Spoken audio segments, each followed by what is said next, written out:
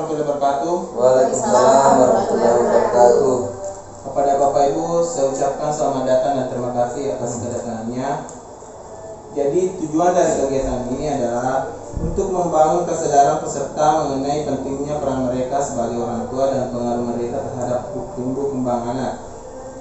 Kemudian untuk membangun kesadaran untuk menggunakan pola pengasuhan yang lebih positif.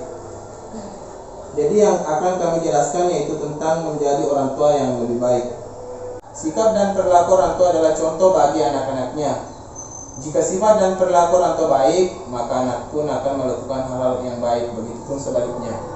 Orang tua yang baik memiliki konsep diri positif. Menjadi orang tua yang lebih baik adalah selalu berusaha untuk melihat hal-hal baik yang ada dalam diri masing-masing.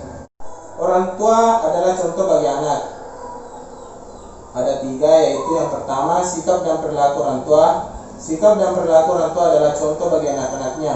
Jika sifat dan perilaku orang tua baik, maka anak pun akan melakukan hal-hal yang baik, begitupun sebaliknya. Yang kedua yaitu orang tua yang baik memiliki konsep diri positif. Menjadi orang tua yang lebih baik adalah selalu berusaha untuk melihat hal baik yang ada dalam diri masing-masing. Pikiran yang positif terhadap diri sendiri akan menjadi dorongan untuk berperilaku, bertutur kata dengan baik terhadap anak. Pujian dari orang lain membuat kita merasa baik terhadap diri sendiri dan mendorong untuk berpikir, bertutur kata dan bertindak positif. Yang ketiga yaitu orang tua yang baik penuh kasih sayang dan tidak melakukan kekerasan.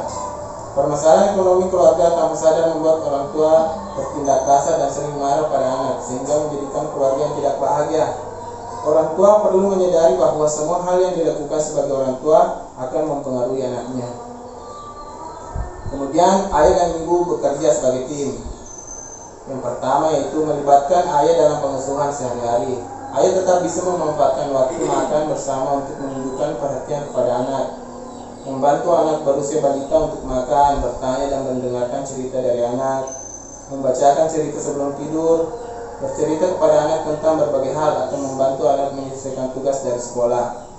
Sebaik apapun seorang ibu dalam mengasuh anak, kehadiran ayah akan memberi dampak tersendiri. Keterlibatan ayah dalam pengasuhan sehari-hari secara khusus akan membantu anak meningkatkan kemampuan sosial dan prestasi akademik di sekolah. Sedangkan ibu memberikan dampak secara khusus dalam perkembangan kemampuan emosional anak.